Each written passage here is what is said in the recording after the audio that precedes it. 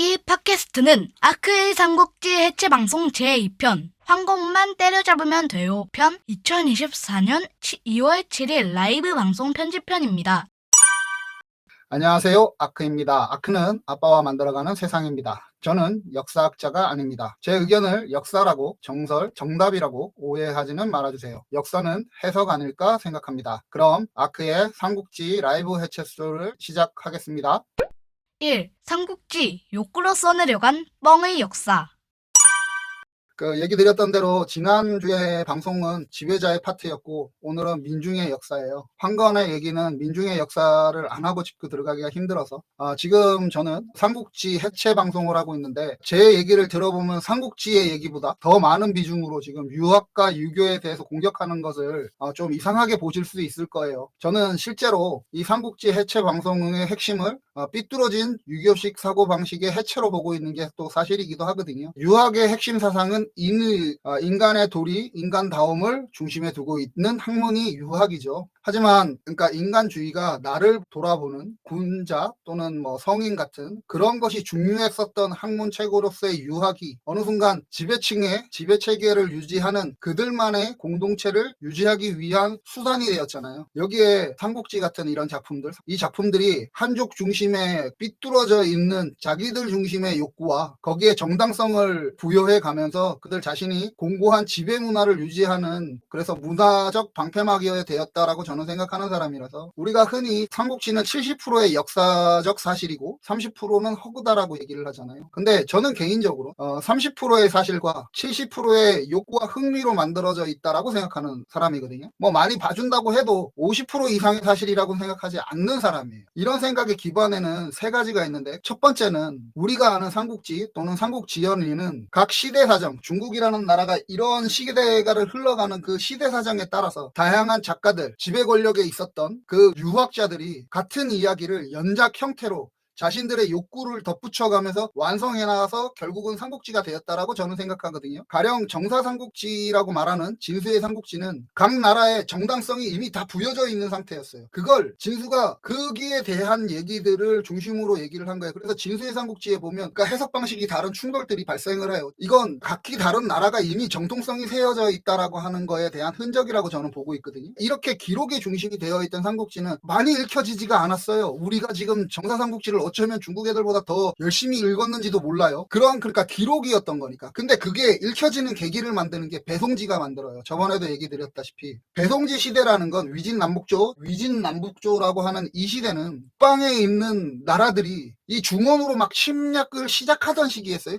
중국에서는 전례 없는 위기들이 막 돼서 나라가 막 이합집산되고 있는 상황이었거든요. 위진남북조라는 시대 자체가 그래요. 그런 치열한 싸움을 하고 있는 가운데, 그러니까 이민족과 중원에 있던 그 각기 다른 또 한족끼리도 다른 나라들끼리 막 싸움을 하고 있는 상태에서 한족의 전통을 잇는 유시성을 가진 송나라, 그러니까 뒤에 있는 송나라랑 구분하기 위해서 유송이라고 한다 그랬잖아요. 그 유시성을 가진 왕이 있던 그 송나라의 배송지라고 하는 한족의 지배 권력층인 유학자가 한나라 말기에 한족 군벌의 유표의 그 식객으로 있었던 건한 7차, 왕찬 등이 저술했던 영웅기 같은 책들이 있어요. 그 다음에 민강신앙, 설화, 민담 이런 것들을 자기의 입맛에 맞춰서 거기에다가 해석으로 달아놨어요. 이게 진수의 삼국지의 배송지가 해설을 해서 주석을 달아놓는 거예요. 딱딱했던 역사서가 어떤 형태를 갖춘 거죠. 저는 이걸 전반기의 삼국지라고 생각하거든요. 여기까지는. 이렇게 삼국지의 원형이 만들어지고 읽기도 편해졌잖아요. 주석이 막 달려있으니까. 근데 이거 역시도 그렇게 크게 많이 읽혀지지는 않았어요. 그런 삼국지를 다시 이제 위진남북조가 수당으로 통일되는데, 수하고 당은 이민족이었던 선비족 출신의 국가였거든요. 그러니까 걔네들이 이제 한족에 동화돼 가면서 갔던 그 시기였어요. 그때 거기에다가 이제 여러 가지 많이 보충을 했어요. 선비족의 나라였던 수당시대. 그리고 송나라에서 그것이 보완되면서 민간에서 구전되는 형태로, 그러니까 지배층에 있었던 그 문화였던 삼국지가 밑에 있는 민중한테 거리로 이렇게 많이 만들어져 갖고 이제 대중화가 막 되는 거예요. 그때 한족한테는 정말 끔찍했던 악몽이 시작되죠. 진짜 한족이라면 치를 가는 원나라의 점령기가 시작이 됐던 거예요. 그때서부터 내려왔던 이 이야기가 그 원나라 시기를 극복해가는 과정에서 학자들이 덧붙였던 것들을 이제 그러니까 착집에서 공연을 즐겼다고 알려져 있는 나간중이가 이제 이야기거리로 만들었던 것이 이게 후반기의 삼국지라고 생각해요. 이를 이제 다시 여진이 이민족으로 있었던 청나라 때 다시 이제 한족의 위대한 영웅의 서사시 형태로 완성되어서 신화가 되었던 것이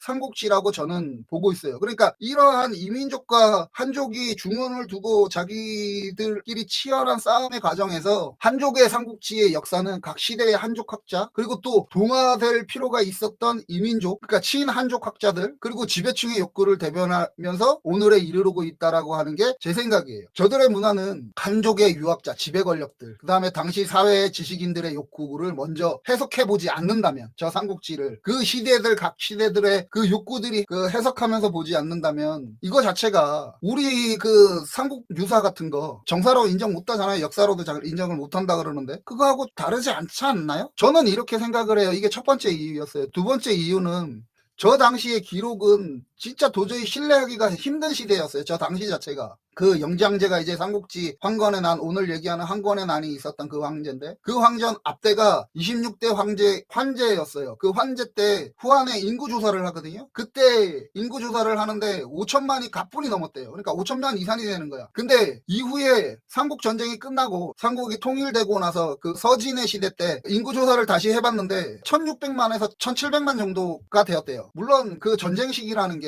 뭐 피해 다니고 숨어 다니고 이랬던 사람들도 많을 거니까 이 100년씩이라고 하는 시간 동안에 거의 뭐 3천만에 가까운 인구가 그냥 증발해버렸어요. 이 한 나라에서. 그런 걸 감안한다고 해도. 그러니까 저만큼 혼란스러웠던 시대가 저 삼국지의 시대라는 거죠. 삼국지에 뭐 10만 단위, 100만 단위로 사람이 죽는다라고 하는 것들이 진짜 실제로 있어 보이는 시대였던 거예요. 3천만이라고 하는 인구가 60% 정도 되나요? 60% 넘나요? 어쨌든 그 정도의 인구가 갑자기 인구가 자체가 사라져버렸어요. 증발해버렸다고. 거기다가 인터넷도 없는 시대예요.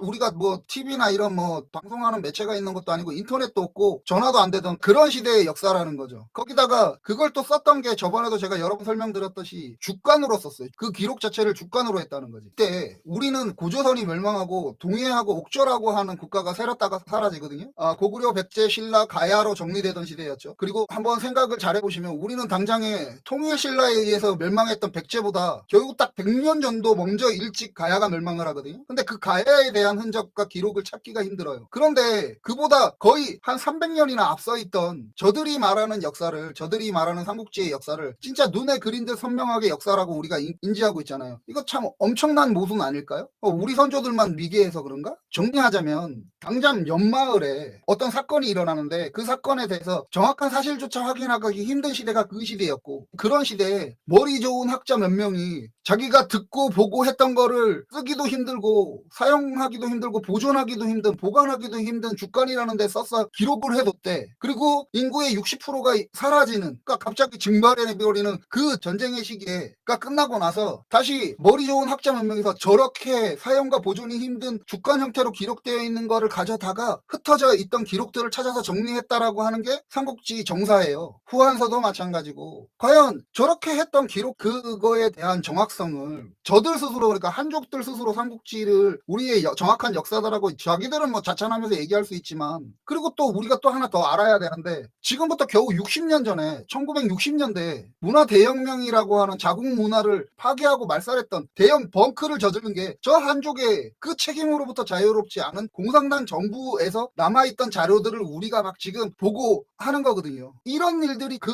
안에 다 들어가 있는데 우리는 그러니까 저들이 변방이라고 했던 우리가 저들이 오랑캐라고 말하는 우리가 저런 기록들을 정말 정확한 역사라고 우리가 기대하면서 봐야 될까요? 이것도 한번 생각을 해볼 필요가 있지 않아요? 그리고 오늘 이 방송의 주제인 얘기인데 세 번째는 저들이 스스로 한족의 정신이라고 얘기하는 그 유학이라는 게 변질된 지도층이 권력 계층을 유지하는 데만 집중했었던 사상이었다는 거지. 그런 사상이 저들 사회와 우리 사회의 지식인들 그 당시에는 유학을 믿는 사람들이 지식이었고 우리도 마찬가지였잖아요. 그런 사람들이 갖고 있는 그 특유의 폐쇄성 때문에 저는 저들의 그 역사라고 기록하는 것들을 30% 이상을 봐주지 못하겠다는 거지. 우리는 한경남도 일부에서 저쪽 블라디보스토크 서부까지 걸쳐서 있었다라고 하는 500년 역사의 옥저나 아까 얘기했던 강원도에 있었던 400년 역사의 동해나 600년 역사를 가지고 있는 가야의 기록조차도 우리는 잘 몰라요. 우리가 이거 미개해서 그럴까요? 한번 생각을 한번 해보면 당장의 통일신라나 신라시대, 고려시대에 대한 역사는 어땠을죠? 우리 조선이라는 나라는 폐쇄적이었죠. 그래서 조선 전기의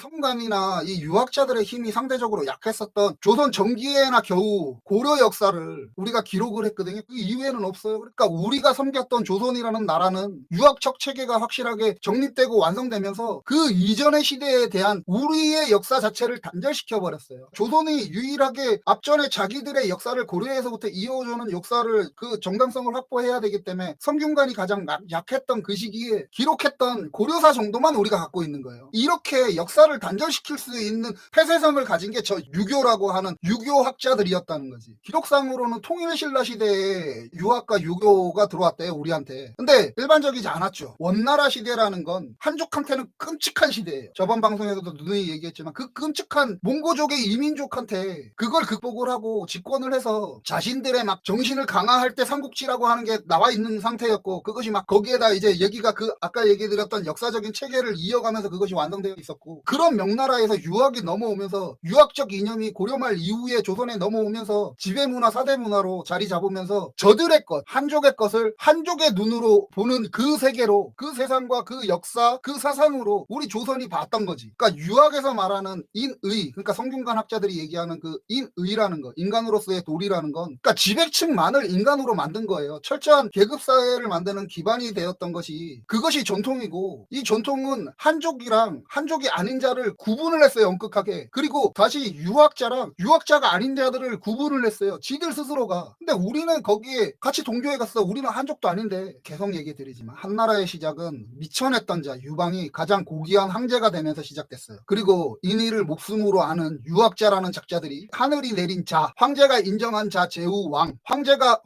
왕이 인정한 자, 모시는 자 대부, 대부가 될 수 있는 지식인 계층 사. 그러니까 사 대부가 지식인 계층인 유학자들을 사라고 하고 관리를 대부라고 하거든요. 그런 사 대부를 모셔야 하는 평민 천민으로 철저하게 나누면서 이를 인간의 근본이라고 했다는 거지. 이 유학의 변질은 거기서부터 시작된 거죠. 그걸 우리는 고스란히 받아들인 거고. 근데 진짜 웃긴 건 뭐냐면 그 명나라를 세운 주원장도 유방이랑 똑같아요. 유방은 그래도 기록상에서는 조금 설왕설래하는 부분이 있어요. 몰락 귀족이다 이런 얘기들이 조금은 그래도 흔적들은 남아있어. 한데 주원장은 명확하게 보이는데 농민의 자식이라는 거지. 이 주원장이라는 명나라의 왕이, 그러니까 우리는 사대를 하는 거고, 그러니까 이렇게 굳건하게 계층 구조를 완성한 게 지식인들인 사와 관리인 대부였던 그들이 가지고 있는 편협하게 기록되어 있는 저 기록들이, 삼국지라고 하는 기록들이, 이민족이 내려오고 선비족이 나라를 수당을 세우고 뭐 이랬던 역사에서 개별 그 안에서 조금씩 삼국지가 살을 더하고 막 이래 가면서 했던 기록을 뭐 70%의 사실과 30%의 상상으로 만들어낸 소설이라고 하는데, 저는 그걸 모르겠고, 저는 30%의 사실과 70%의 욕구와 뻥이라고 생각을 하는 사람이거든요. 뭐 그래도 뭐 많이 봐준다고 해서 한 50%의 사실 정도라고 생각을 해요. 오늘 얘기가 이 얘기예요. 나간 중에 뻥과 위선.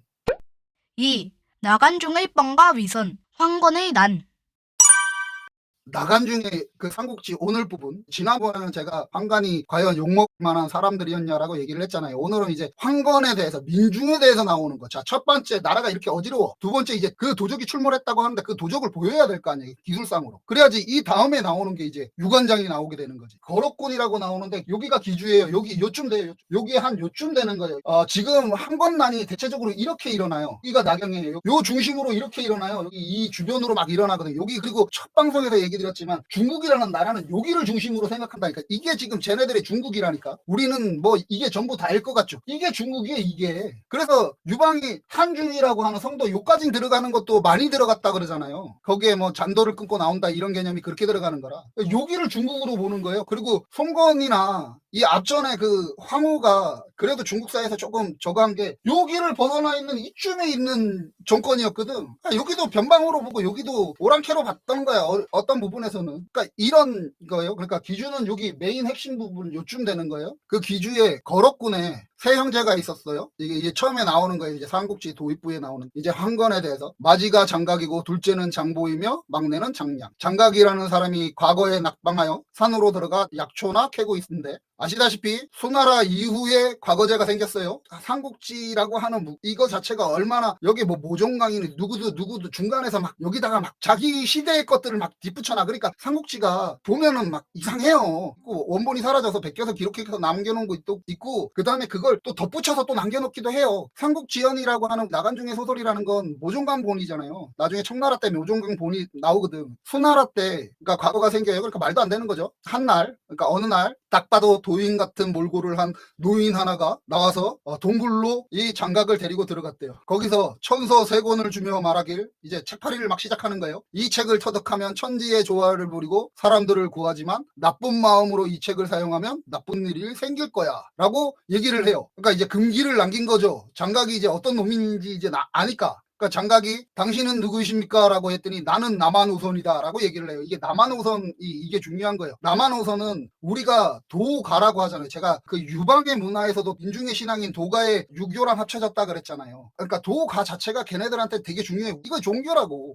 도가에서 말하는 노장사상이라 그래요. 도가 사상을. 그때 장이에요. 장. 그러니까 장자를 말하는 거예요. 노자와 장자 이렇게 해서 장자. 그 장자를 남한우선 또는 남아진인이라고 불렀어요. 한마디로 얘기해서 나는 장자다 라고 하면서 장각한테 책을 준 거야. 하고는 바람처럼 사라졌어요. 이제 이걸 막 죽자고 공부를 막 했더니 어느 날 득도를 한 거죠. 그래서 비를 부르고 바람을 막 부르는 도인이 된 거지. 그래서 태평도인이라고 했다고 합니다. 중평 원년 정월에 전염병이 막 돌았는데 장각이 부족과 물을 나눠줘서 사람들의 그러니까 부족에다가 이제 그거 있어요. 부족에서 태운 물을 먹였더니 뭐 이 얘기가 그래서 나오는 거야. 물을 했더니 병을 낫게 했대요. 그리고는 스스로를 대현양사, 크고 바른 좋은 스승이다. 자신을 그렇게 했대요. 이후 장각의 제자가 500명이 되었고 이들이 부족을 써주고 주문을 외우며 여기 아까 얘기했잖아요. 여기가 낙약이면 요 주변을 막 이제 싸돌아 다니는 거야. 그랬더니 구름처럼 그를 중심으로 모였대요. 그러니까 사람들이 모이니까 이제 36방을 세워요. 도가에서는 36천이라고 하는 게 있어요. 이게 뭐 천상천 뭐 해갖고 이렇게 쭉 있어요. 막 이렇게. 도가에 나와 있는 36천 것처럼 36방을 만든 거예요. 그러니까 거기에 보면 뭐 여기는 뭐 삼천은 뭐 저기 뭐 신들의 공간이고 뭐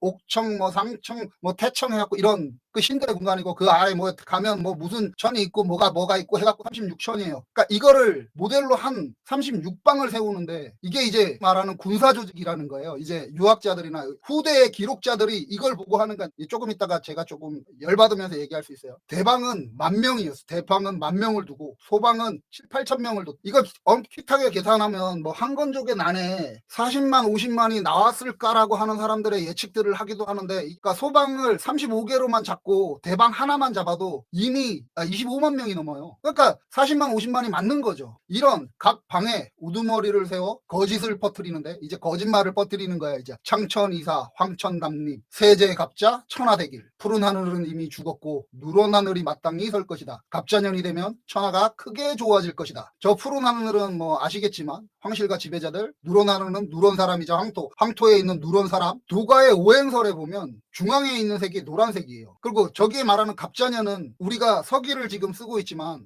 도가에서는 10관과 12관을 짝지워서 60주기를 쓰잖아요. 여기에 60갑자라고 하면 184년이 갑자년이에요. 그리고 원래 거사일을 184년에 3월 5일로 잡았대요. 이게 갑자일이래요. 그러니까 갑자년에 갑자일이었다라고 얘기를 하더라고. 푸른 저들은 이미 죽었고 황토의 색, 사람의 색이잖아요. 그리고 그 음양오행의 오행의 그 노란색, 그 누런 하늘에 쓴다. 그러면 천하가 좋아질 것이다. 이거 딱 동교적인 의미죠. 라 하여 그를 믿는 사람들이 백토로 갑자 두 글자를 대문 위에 쓰게 하고 청주, 유주, 아무튼 여기에 이 근처 청주, 유주, 서주, 형주, 양주, 곤주, 예주 이렇게 8주에서 집집마다 대현양사 그 큰 스승의 장각의 이름을 받들어 모셨답니다. 장각은 부하였던 마원의를 보내서 황간 봉서를 꼬셔서 내응하게 하고는 장각은 두 아우에게 이렇게 말했대요. 지극히 어려운 것이 민심이다. 지금 백성들이 이미 마음으로 나를 따르고 있으니 만약 이 형세를 타서 천하를 얻지 못한다면 어찌 아깝지 않겠는가. 그래하여 한편으로는 사사로이 누런 깃발을 만들며 거사를 기억하고 등등등등등으로 나가요. 이 뒤에서는 이제 짧게 갈게요. 지금 저한테 중요한 대목은 다 나왔거든. 나중에 이제 해체하면서 얘기하고 이후 장각의 제자 하나가 쪼르르 달려가 그러니까 관에 이런 황고의 난이 있다라고 고변을 해요. 그러니까 황제가 이제 정말 영제가 그 고변을 듣자마자 바로 군대를 동원해서 마원이를 잡아서 목베개 얘기하고, 그러니까 영재 캐릭터가 이런 캐릭터가 아니잖아요. 그러니까 영재가 실질적으로 그렇게까지 아둔한 사람이 아니었다라는 기록들이 많아요. 영재 스스로가 저번에도 얘기했다시피 매간 매직을 스스로 했던 황제라고 얘기를 했잖아요. 마원이의 목을 잡아 베개하고, 그랬더니 장각이 어이쿠 하고 나서 그날 밤에 184년 2월에 거병하여 장각은 청공장군, 장군은 지공장군, 장량 그러니까 막내는 인공장군, 이거 딱 봐도 도가죠. 도가 되어 지금 한나라의 국군이 장차 끝나려 하니 큰 성인이 날 것이다. 너희들은 모두 마땅히 하늘의 바른 뜻을 순종하여 태평함을 즐길 것이다 라고 했더니 반란에 가담한 자가 40에서 50만 저 반란 도적놈들이 들에게 광군이 박살나니 하진이 황제에게 조서를 내려 적을 쳐 공을 세워라 청하는 한편 중년장 노식, 황보승, 주준을 보내어 각각의 정예 군사를 이끌러 새 길로 나가서 토벌하게 하였다. 이때 유주 지역의 태수 유원이 황근의 군사가 닥치니 방을 붙여 의병을 모집하였다고 한다. 이게 이제 다음 파트 이제 유비. 이제 오늘은 여기까지니라서 자 이제 영웅이 모이는 거예요. 저 이걸 보고 셀 수도 없이 봤던 것 같아요. 그리고 다시 보니까 진짜 저 글 자체가 나간중이 썼다는 저 유학자들의 기록이나 저 글 자체가 정말 세심하고 꼼꼼하게 민중을 연맥이구는구나 하는 생각이 들더라고요. 저번에 제가 얘기했잖아요. 뭐가 일어나고 뭐가 일어났더니 뭐가 해갖고 뭐 황간과 외척이 뭐 이 얘기. 그다음에 오늘 방송의 유사점이 뭔지 아시나요? 유사점이 뭐냐면 도가의 정신을 이미 알고 있는 거예요. 민중신앙으로서의 도교를 알고 있는 거예요. 그러니까 유학을 믿는 유학자들이 도가의 사상을 접목을 해서 건달 유방을 전통성이라고는 전혀 없는 곤당을 하늘의 황제를 떠받들게 하면서 자기들도 떠받들어지면서 400년을 유지했다라고 얘기를 했잖아요. 저 유학자들이 지난 방송에서 황실과 천하의 병고가 일어나는 걸 보고 채용이 간하죠. 황간과 외척이 조정을 뒤흔드니 세상에 구름같이 그 도적대가 생기는 것이라고 해석을 해주잖아요. 이게 유교식 시각이겠어요? 아니면 도가식 시각이겠어요? 도가의 사상에서 중심이 되어 있는 거예요. 인간의 능력을 벗어나 있는 천의 뜻인자나 가령 옥자를 올라가는데 뱀이 또아리를 틀고 앉아서 황제를 방해했다. 또는 지금 얘기했던 장각이 태평요소에서 전부 도가 사상의 기본이 되어 있는 거예요. 이걸 지금 삼국지 시대가 184년이고 나간중 시대가 이 이후에 1000년 이후라고. 1000년 이후 그 시대에 도가의 사상을 이미 민중이 알고 있었던 거야. 이 명나라 시대에도. 그리고 삼국지 내내 이런 시각이 계속 나와요. 이 도가식의 것들이. 그러니까 장이 뭐다의 개념이 아니라 삼국지 자체가 중요한 건 유가적인 사상이고 그 핵심을 기반하는 게 도가적인 사상이에요. 삼국지는 도가 아니 삼국지는 정확하게 도교의 사상이 반영되어 있어요. 도가와 도교는 조금 다른 부분인데 제가 계속 얘기를 하면서 보여드릴게요. 도교의 사상이 굉장히 많이 담겨 있어요. 그게 삼국지 전편에도 그렇잖아요. 첫 편에 나왔잖아요. 그 다음에 우리가 막 얘기하는 거 있죠. 그 대미를 장식하는 게 이거예요. 제갈량이 뭐 동남풍을 부르고 이거 전부 도교식 사고예요. 그러니까 도인을 만들어놨어. 제갈량을. 이만큼 삼국지는 그 기반에 도가의 사상과 도교의 사상이 많다고. 근데 그런 책을 썼던 놈이 장각을 황건을 저 따위로 묘사하는 거야. 이게 빡치는 거죠. 저 일화들을 보면 민간 신앙으로서의 뿌리 깊다라고 하는 게 걔네들한테는 있어요. 우리는 보면 그러잖아. 우리는 기독교, 불교 뭐 이렇게밖에는 모르잖아. 아니면 뭐 이슬람교 이렇게밖에는 모르잖아요. 근데 중국에서는 유교, 불교, 도교가 같이 해요. 같이. 그 삼교가 중심이라고. 서로가 서로에게 다 연결을 시켜놔요. 유가가 그 전통성 없는 유방을 황제로 모시면서 체제를 400년 동안 지배하는데 도가의 민중신앙을 갖다가 접목을 시켰다 그랬잖아요. 그리고 지금 아까 얘기했던 나간중이가 읊었던 얘기 있잖아요. 뭐 누가 들어갔더니 남한우선이 나와서 이거 우길도사라고 하는 사람이 있어요. 이게 그러니까 도교의 원형이 두 가지가 있어요. 조금 이따 얘기해줄게. 이 우길도사가 이 일을 실제로 있으면서 자기가 이제 태평천명서라고 하는 책을 써요. 그래갖고 제자들한테 막 나눠주거든. 이게 태평도예요. 도가가 정신적인 형태, 그러니까 민간신앙에 가까웠던 정신적인 도가가 종교로서 도교 형태로 신앙 형태로 변모하는 과정에 이 우길도사의 태평도를 보거든. 그러니까 저 얘기를 거의 한 표절률이 한 70% 80% 그걸 장각한테 갖다 씌워놓은 거예요. 근데 자기는 책에서 유교학자였다라고 하는 나간중은 책에서 도교의 시각을 계속 적어놓으면서 장각의 황건이라고 하는 도적놈들의 소행이라고 만들어가는 거죠. 나간중은 살았던 1000년 후에도 도교가 민간의 신앙으로서 뿌리 깊게 자리 잡고 있었던 그 시대를 살았던 애가 저 한나라에 도가의 신앙을 믿는다고 하는 민중을 저만큼 괴리돼서 본 거라. 3. 사이비 교주 장각과 황건이 믿었던 종교. 민중신앙과 샤머니즘에 가까웠던 도가신앙을 믿고 있던 민중의 것을 유교학자들이 황제한테 붙여갖고 400년을 유지했으면서 저 시기에, 저 혼란되는 시기에 도교로 발전하거든요. 종교로서. 자, 일단은 먼저 정리를 좀 하고 갈게요. 장각은 지금 우리가 갖고 있는 현대의 시각에서 보면 사이비 교주가 맞아요. 기록에서 보면 그는 불법 의료행위를 한 거잖아. 부적을 탄 물에 사람을 먹게 해서, 불법 의료행위죠. 먹게 해서 아픈 사람한테 해서 그 다음에 막 기원하고 막 저걸 해서 네가 낫지 않는 건 네가 이 신앙에 대한 믿음이 없다라고 하는 가스라이팅을 했어요. 그러니까 현재의 시각에서 보면 분명히 그러니까 사이비 교주죠. 장각은. 그렇게 볼 수 있어요. 저 당시 우길이라고 하는 사람이 평도라고 하는 종교로서의 도교를 만들었어요. 장각은 그걸 수행했던 사람으로 보이거든. 우길이 아까 얘기 드렸던 대로 약초를 캐며 이랬잖아요. 약초를 캐는 건 뭐냐면 의료행위를 할 수 있는 무언가를 한 거예요. 그걸 공부한 거라고. 우길이 그걸 하고 그런 민간적으로 저걸 많이 하거든. 그 태평도를 믿었던 장각이 거기서 분파되지 않았을 거라고 하는 시각에서 보는 거예요. 그러다가 36 천이라고 하는 거 얘기했잖아. 도가에서 그게 어떤 의미를 가지는지. 그 36천이라고 하는 이제 보면 이게 뭔가 군사 조직으로서의 의미가 있어 보이지만 그냥 도가 자체에서 36천을 보는 거예요. 그리고 거기에 대방에 얼마 있고 그러면 대충 따져도 아까 얘기했잖아. 최소 못 잡아도 25만이고 많이 잡았을 때는 50만을 능가하는 그러니까 그러한 세력이 있었던데 장각이 그걸 다 컨트롤을 못하잖아. 국가를 공격했던 황건이 나중에는 이제 같은 국민을 공격하는 사태에 이르게 했죠. 그러니까 보면 장각은 현대 시점에서 보면 사이비 종교의 교주가 맞아요. 그리고 그 사이비 교주가 국가를 전복하려고 했었던 국가의 도적은 맞아요. 그리고 후반기에 걸어가면서 자기가 컨트롤을 잘 못했던 어쨌든 그 많은 세력들이 민간을 공격했으니까 도적인 것도 맞아요. 근데 그 짓을 황제는 하지 않았고 저 당시에 사대부는 하지 않았냐고 했었거든요. 지들도 했잖아. 그러니까 지금부터 2000년 전이라고 하는 그 시대에 장각이 사이비 교주였냐라고 하면 좀 생각을 해볼 필요가 있는 거예요. 종교를 기반으로 한 민중 봉기에서 시작해서 그냥 도적 집단으로 변질되어 갔다라고 생각을 해요. 구전으로 불교가 중국에 전려된 게 2년 정도로 봐요. 기원전. 그리고 불교가 교단으로서 그러니까 위세를 가진 교단으로서 활동하는 게 한 300년 때부터 해요. 그 이전까지의 중국 민중의 신앙이라는 건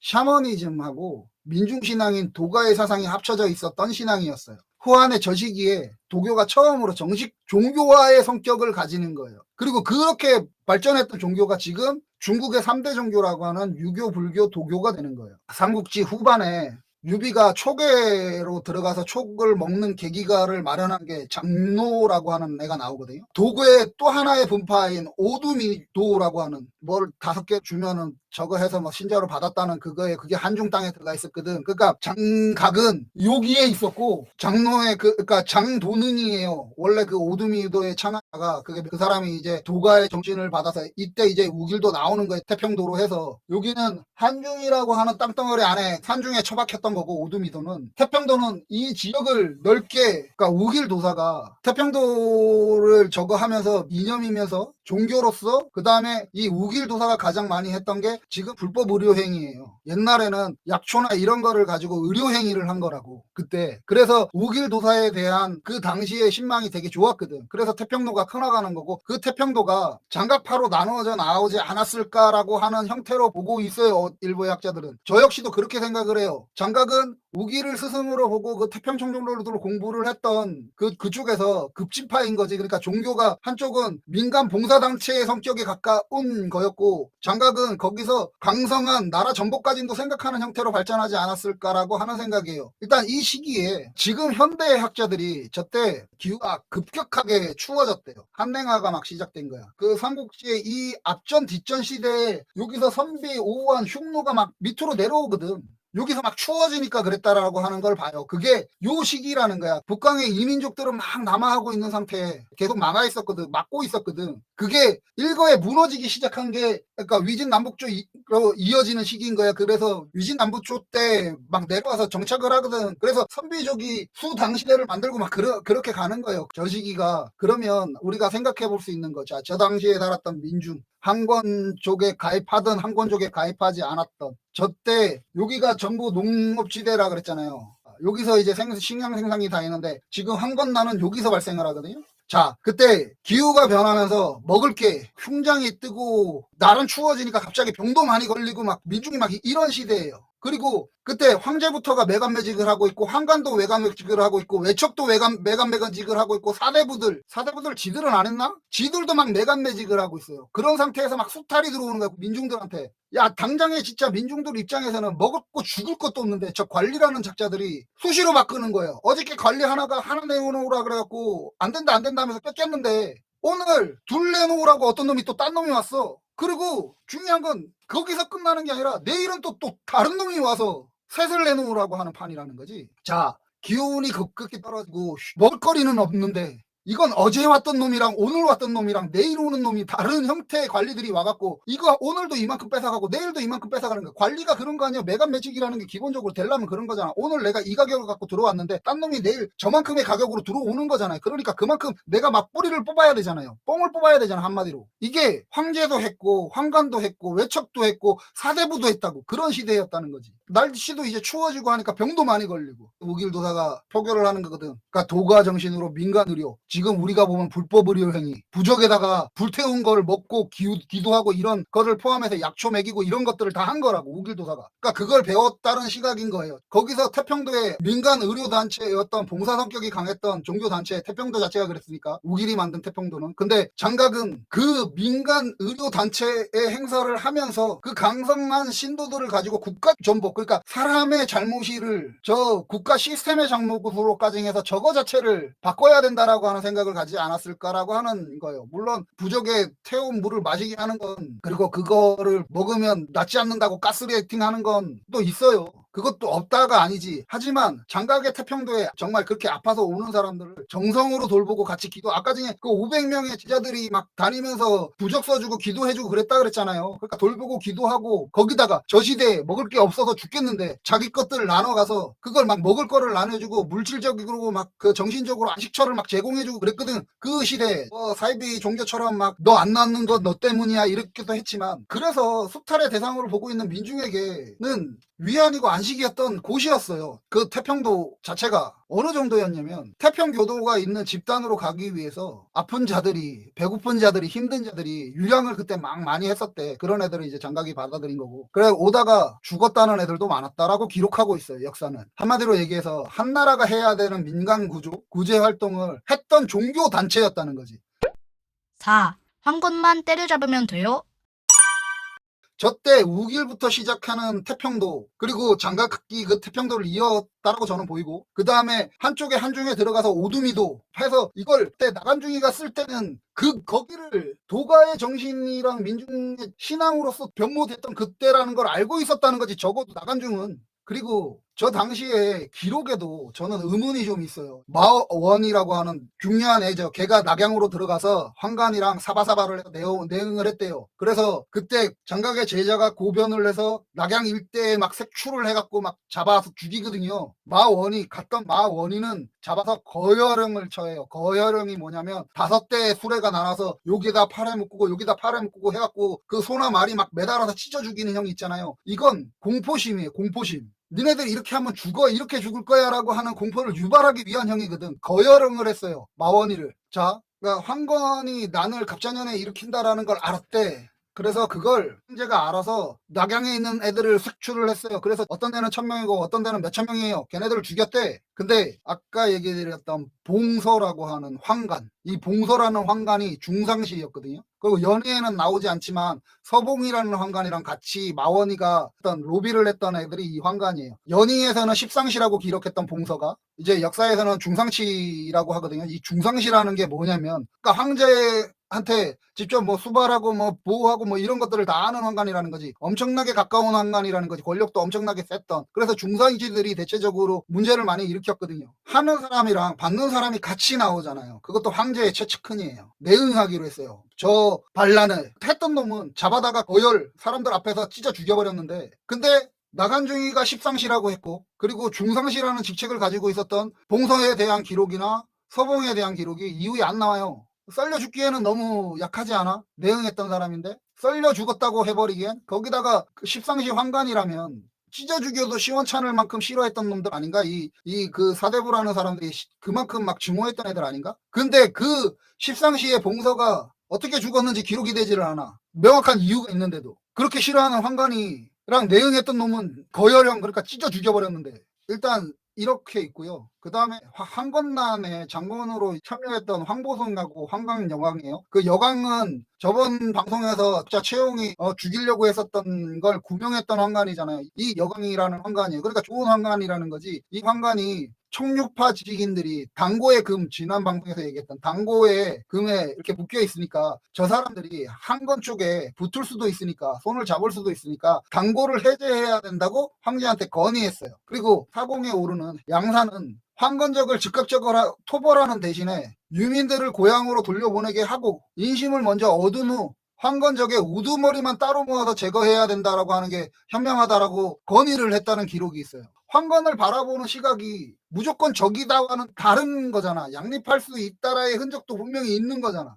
그죠? 물론 40에서 50만이 거병한 건 맞는데, 지금 얘기했던 여강이라고 하는 황가는 채용을 구명할 만큼 현명한 머리가 돌아가는 사람이에요. 그리고 황보성이라는 사람도 유명한 장군이거든요. 우리가 삼국지를 다른 쪽의 영웅들을 중심으로 봐서 그렇지, 그런 좋은 장군과 좋은 황관이 거기다가 나중에 사공까지 오르는 양사라고 하는 관리도 이렇게 얘기를 하고 있잖아. 여기에는 청류파가 붙을 수도 있고 유민들을 먼저 고개양에 보내고 난 다음에 민심을 먼저 수습하고 나서 위에 있는 대가리만 제거하자고, 이럴 기록이 있다라는 얘기는 과연 한건이 도적이라고 할 만한 형태만 있었는가라고 하는 걸 보는 거죠. 첫째는 도가의 그 사상은 도교로 발전을 해서 현대에 이르는 도교가 돼요. 태평도 자체가. 그걸 믿었던 사람들이에요. 그러니까 우리가 보면은 사입인데 그 당시의 입장에서 보면은 정당한 종교를 믿었던 사람들이라는 거죠. 그것도 40에서 50만이라고 하는. 그리고 오두미도는 이후에도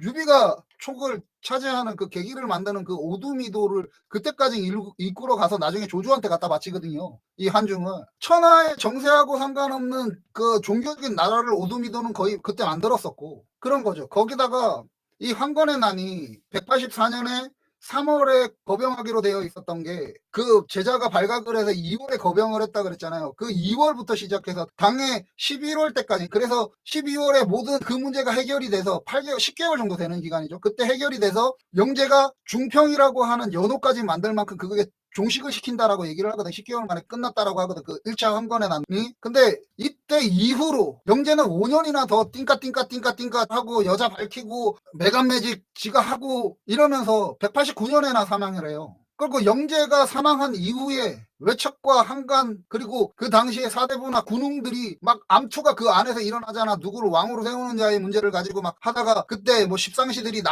나오고, 그 다음에 이제 동탁이 와서 그걸 먹고, 그 다음에 반통당 연합군한테 가서 뭐 해체되고, 뭐 이게 2년에 걸쳐서 일어나요. 자, 10개월에 걸쳐서 일어난 황건적의 난을 2년에 걸쳐서 일어났던 실질적인 군웅 활거의 시보다 삼국지연의에서는 원인으로 본다는 거죠. 그리고 이 황건이라고 하는 무리들이 삼국지 연의에뿐만 아니라 삼국 기록에도 정말 삼국 전쟁이 끝나가는 시기까지 나와요. 여기서 저기서 도적으로 출몰하는 무군가가 있다고 하면 거의 태반의 한건이라고 보면 돼요. 그래서 제가 왜 파트 1, 파트 2라고, 이게 하나는 지배 권력에 대한 얘기고 하나는 민중의 역사에 대한 얘기다라고 얘기를 하느냐면, 이런 거죠. 삼국지연의는 삼국지연의뿐만 아니라 삼국지 시대라는 거, 중국이라는 나라 자체가 도가와 도교에 대한 민중이 종교적인 신앙의 생활로서 알고 있었어요. 사이비, 우리가 지금 생각하는 저 사이비 종교를 믿었던 자와 사이비 종교 교주가 아니었다는 거지. 그리고 실질적으로 한 나라의 붕괴의 원인은 한건의 난이 아니라 10개월 일어났던 그 난이 아니라, 그것도 저는 의심하는 부분이 분명히 있어요. 근데 뭐 여러 가지 기록에 보면 한건이 봉기를 일으킨 건 맞아서 그것까지는 안 가는데, 근데 한편으로는 그잖아. 이게 누군가 발굴을 하고 그래서 잡아 죽고 그 다음에 아차 싶어서 뭔가 일으키고 이러는 그 자체가, 이렇게 보면 난의 개념이지만 다른 형태로 보면 자기 보호의 개념으로도 갈 수 있잖아요. 글을 충분히 그릴 수 있는 시대고, 아까 얘기 드렸던 대로 저는 삼국지는 50% 이상의 목적이라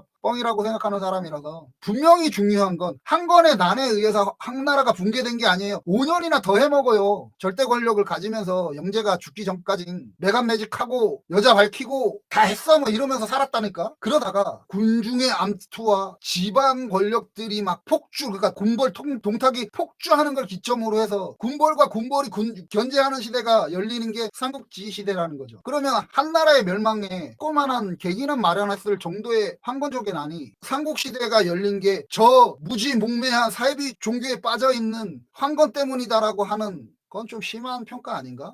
이게 제가 생각하는 문제점이에요. 나간중과 역사를 기록했던 유학자들은 그러니까 지배 세력이 있던 자들의 천하에 대한 욕심의 문제를 당시에 핍박받고 목숨을 걸고 저항했던 저들을 도덕들이라고 뭉뚱거려 버렸어요. 그리고 자기들의 한나라가 분열하는 원인을 했어요. 이게 좀 다른 얘기인데 삼국지연의의 작가였던 나간중의 시대에도 홍건 적의 난이라고 하는 이렇게 혁명처럼 일어났던 난이 있었다는 거예요. 원말에 어수선한 시대에 막 치솟는 물가에 원나라 애들은 핍박 막 하고 있지 막 그래서 악이 받쳐서 저항했던 한족의 저항이에요. 이 홍건적의 난은 송나라 때 등장했던 불교하고 중국식 민간 종교랑 그다음에 뭐 마내교라고 하던데 뭐 조로아스토교 비슷한 뭐 그런 거 있어요. 이건 어쨌든 불교의 시각에 가까워 그다음에 도가랑 합쳐져 있는 민중 종교 거기에 미륵 신앙이 합쳐지면서 백령교를 믿던 한족이거든요. 그들이 난을 일으킨 게 홍건적의 난이에요. 그 홍건적의 난에 참여했던 아주 유명한 인간이 하나가 있어요. 나간정이 과거 시험에서 몇 번이나 떨어지면서 들어가려고 했었던 저 명나라 조정의 그 농민 출신의 황제, 초대 황제 주원장이가 이 홍건적 출신이거든. 백령교는 명교라고도 부르기는 하는데요. 이 명교는 명나라 때 황제가 되었던 주원장이가 철저하게 백령교도를 말살에 가깝게 박살을 내버려요. 지가 황제 되고 난 다음에. 지가 백령교도이자 홍건족으로서 원나라를 상대로 막 싸움했던 그랬으면서 자기가 황제가 된 이후에는 백령교도를 그래서 무협지나 이런 데 보면은 막 황제를 믿지 못하는 그게 그래서 나오는 거예요. 제가 계속 얘기 드리고 있지만 저는 영웅을 재평가하는 데는 관심이 별로 없어요. 뭐 계속 얘기 드리고 있고 제가 이때까지 방송을 했던 저 앞전 방송부터 다 따져도 저는 영웅 따위는 별로 그렇게 중요하게 생각하지는 않아요. 제 자신도 대단하다라고 생각해 본 적이 단 한 번도 그냥 저는 떨거지 작가다라고 생각하는 사람이라서 그러니까 그 장각을 무슨 개떡 같은 저 시대에 뭐 종교로 세상을 바꾸고자 했던 시대의 혁명가 따위로 포장해주고 싶은 생각이 단 1%도 없어요. 근데 지난 방송에서도 얘기 드리고 지금 이 파트에서도 얘기 드리고 있지만 저 특별한 자들의 특별한 세상에 있던 자들이잖아요. 그 권력자 틈에서 유일하게 백성 출신이 그들 사이로 삐죽고 들어갔던 게 한관이에요, 한관. 근데 그 지배 권력을 가지고 있던 유학자들이나 뒤에 뭐 사대부들 막 이런 지배계층에 있는 애들 모든 문제를 황관한테 돌리잖아요. 막 악마의 탈을 저기다 막 씌워버리잖아요. 그러니까 저는 그런 게 너무 싫은 거예요. 그리고 나간중 시대에도 그렇고 저 당시 한나라 시대에도 그렇고 민간이 믿던 종교였던 그 태평도를 믿던 신자들의 난을 저 군웅활구 한나라라고 해요. 그러니까 적어도 백성의 시각에서 황관이나 지금 말하는 한건은 다시 보고 싶은 생각이 있는 거지. 5. 동일관 삼국지 황건의 난 이렇게 보다. 그런 한나라는 유방이라는 미천했던 자가 유학자들과 당시 지식인들이 민간 신앙인 도가를 합쳐져서 특별한 지도자가 되고 그걸 떠받치는 자기들도 뜻바라졌고 한 게 한나라잖아요. 그러니까 민간 신앙을 믿고 있는 그 국가를 전복하려고 했었던 도적이라고 보는 걔네들이 민간 신앙인의 일부를 가지고 한나라를 만들었고 한나라가 400년을 있도록 만들어 놓은 거라고. 육아에서는 근간에 백성이 있다라고 얘기를 해요. 천상유소로 막 우리의 근본은 백성이다 막 이렇게 얘기하잖아요.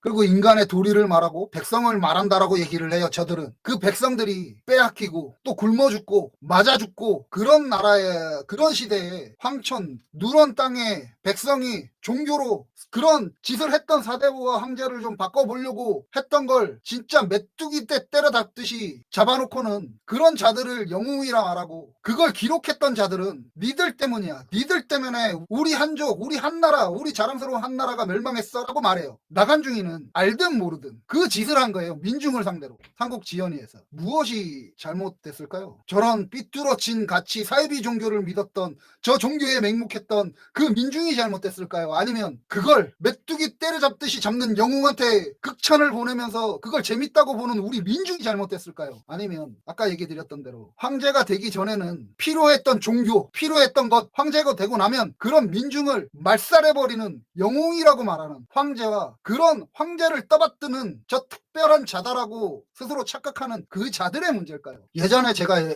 기획했던 작품에 얘기 몇 번 들고 있지만 동익관 삼국지는 이런 시각을 기반으로 해서 쓰려고 했었던 거예요. 그래서 고향 땅에서, 그러니까 고조선의 유민으로 살다가 이제 고구려 지역에 살다가 낙양행한테 이제 잡혀서 그 노예 신분으로 왔다가 노예 신분을 벗고 한족하고 어울려 살다가 이민족도 서슴없이 받아주고 끼니까지 막 챙겨주는 저 순박한 태평교도 한족 민중하고 교분을 쌓으면서 어떻게 하다 보니 한건의 난을 알게 되는데, 저게 1차 한건의 난이에요. 유비는 여기서 관여하지 않았다고 해요. 근데 나간중은 이제 관여시키는 거죠. 그러니까 제가 앞으로 영웅이라는 자들을 어떻게 보는지가 계속 나올 거예요. 민중을 죽인 자들이에요. 제가 보는 저들은 그 메뚜기 때려잡듯이 하면서 그걸 보면서 열받아서 지방 현령한테 막 화가 나서 거기에 황건난에 가입하게 되고 역사에 띄게 들게 되는 게 제가 생각했던 그 당시의 초기 기획안이었어요. 황건에서는 촉봉기 때만 대략 40만이 넘습니다. 이후에 조조가 황건 잔당을 그러니까 청조병으로 만드는데 황건 잔당이 100만이 들어와요. 그 중에 건장한 장병으로 30만을 추리는 게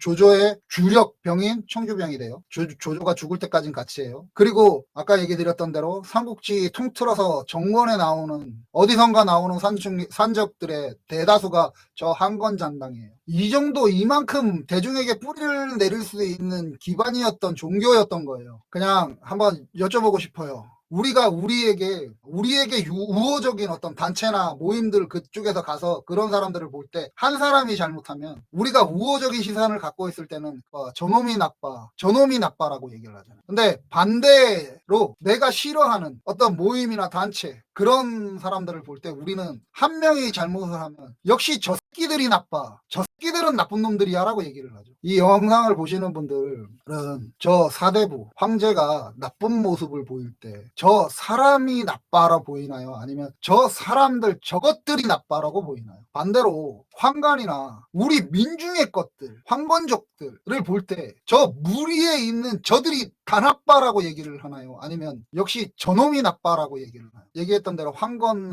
황건적이 되어 갔어요. 나중에 그건 맞아요. 틀리다라고 얘기하지 않아요. 그리고 장각은 자기가 죽을 때까지 자기가 빨리 죽거든. 장각이 병으로 죽어요. 근데 그 장각이 있을 때는 크게 민중한테 피해를 끼친 기록이 없어요. 나중에 한건의 잔당이 되는 애들이 민중한테 피해를 끼치죠. 그렇게 보는 내가 저거들은 나쁜 거다라고 보는 내가 나쁜 게 아니고요. 그렇게 보게 만드는 놈들이 잘못하는 거예요. 어떤 대로 앞으로 아크의 삼국지는 저 유학자, 지배자들, 역사를 기록하는 자들, 그리고 저 민중을 때려 죽였던 영웅이라는 작자들, 저들을 비판하면서 갈 거예요. 저들은 항상 그래 왔어요. 민중한테 저 새끼들은 나빠, 저 녀석들 역시 나쁘지, 정말 어리석은 애들 아니야, 쟤네들은 나쁜 애들이야. 다음 주부터는 저 영웅들, 그리고 영웅을 묘사하는 그 유학자들, 기록자들 전부 욕할 겁니다.